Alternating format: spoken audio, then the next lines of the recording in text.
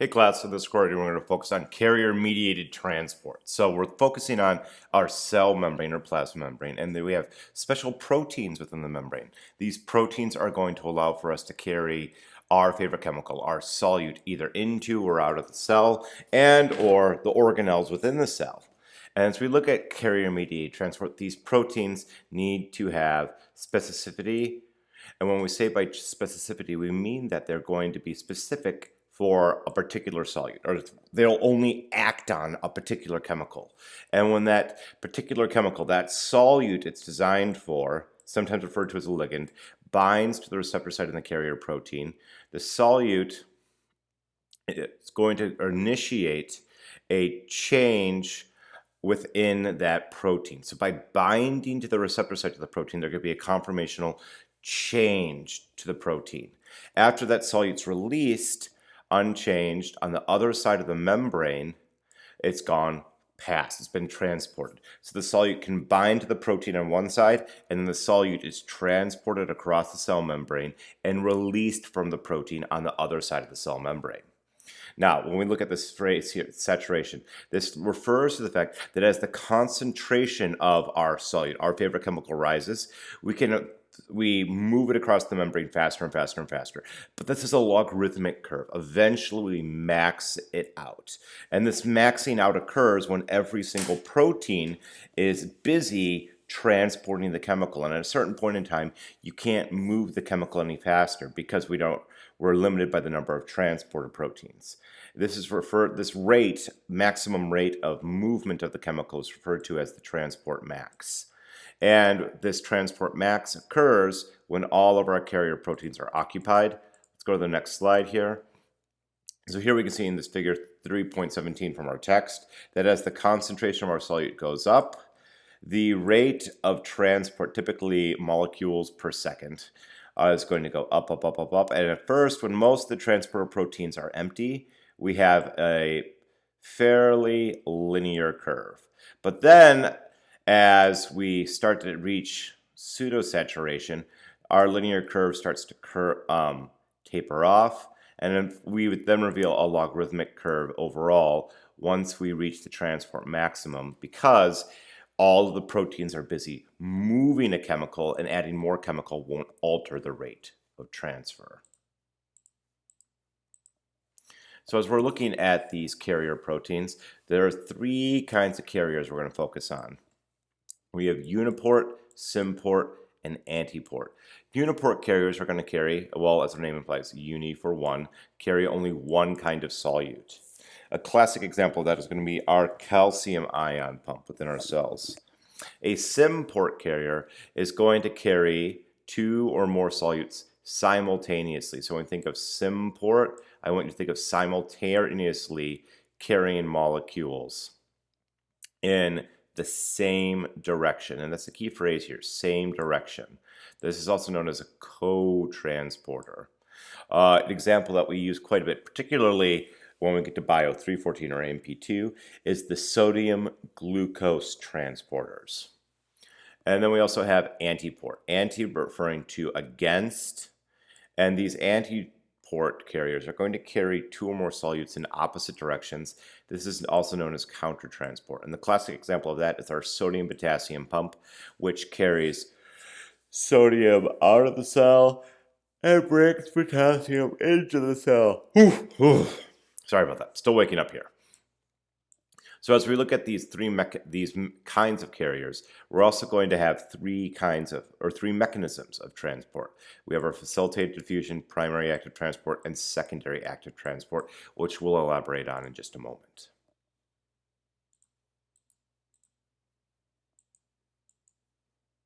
So as we look at facilitated diffusion, we are going to find that these molecules, these solutes that we're moving with facilitated diffusion, can't cross the plasma membrane by themselves. They need some kind of carrier protein to get them across the plasma membrane. And they typically are going to go down their concentration gradient. So they're going to go from an area of high concentration to an area of low concentration. So there'll be a net movement of molecules from an area of high to low concentration. This facilitated diffusion, because it's going with a concentration gradient, it's a form of diffusion, does not consume ATP. It's a form of passive transport. Our favorite solute will attach to the transporter protein, and then the transporter protein will release our favorite solute into the cell or into the opposite side of the membrane, whether it's extracellular or intracellular cavities. Now, as we're looking at primary active transport, a key phrase here is primary. So when we say primary, it's going to consume cellular energy directly. When we say active, this means that it's ultimately going to consume cellular energy. So primary active transport will directly consume cellular energy. And this carrier protein is going to move chemicals up the concentration gradient or against the concentration gradient. So instead of going from an area of high concentration to low concentration, this kind of transport will take a chemical from an area of low and transport it to an area of high concentration. Our carrier proteins are going to use adenosine triphosphate, ATP, as their form of cellular energy. Good examples of this include, well, really the big one here is the sodium-potassium pump. This burns up about 20% of our calories in our bodies. It's a key player for basal metabolic rates. And it's also shown here in the figure. For every single ATP consumed, it will remove 3 sodium ions out of the cell and bring 2 potassium ions into the cell, all against their concentration gradients.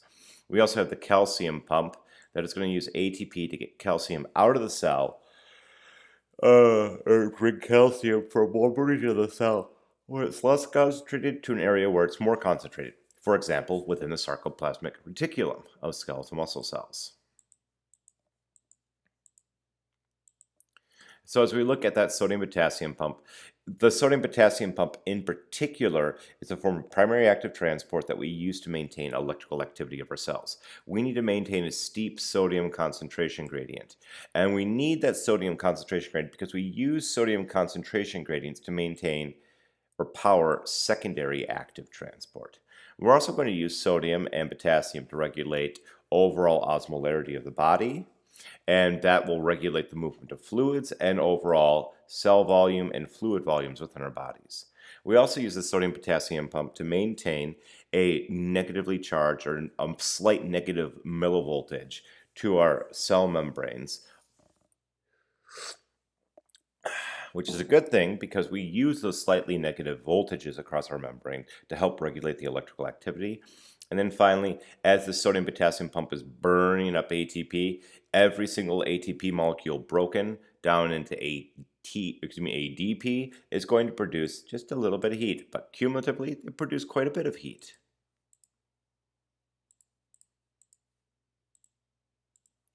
So let's look at secondary active transport. When we think of secondary active transport, I want you to think of moving something against its concentration gradient. So we're still going to go from an area of low concentration to an area of high concentration.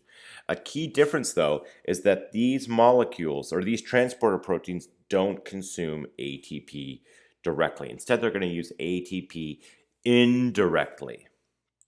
And the classic one that everybody talks about is the sodium glucose transporter. This is a symporter because it moves both sodium and glucose in the same direction. It's a co-transporter, so to speak. So as we're looking at the sodium and glucose co-transporter, in order to get glucose into the cell, it's going to be carrying sodium at the same time. And to get that sodium concentration gradient that powers the sodium-glucose co-transporter, we are going to use the sodium-potassium pump, which is a primary active transporter, to build up the sodium concentration gradient. And then the sodium concentration gradient powers this particular, here we go, the sodium-glucose co-transporter, or sodium-glucose transporter.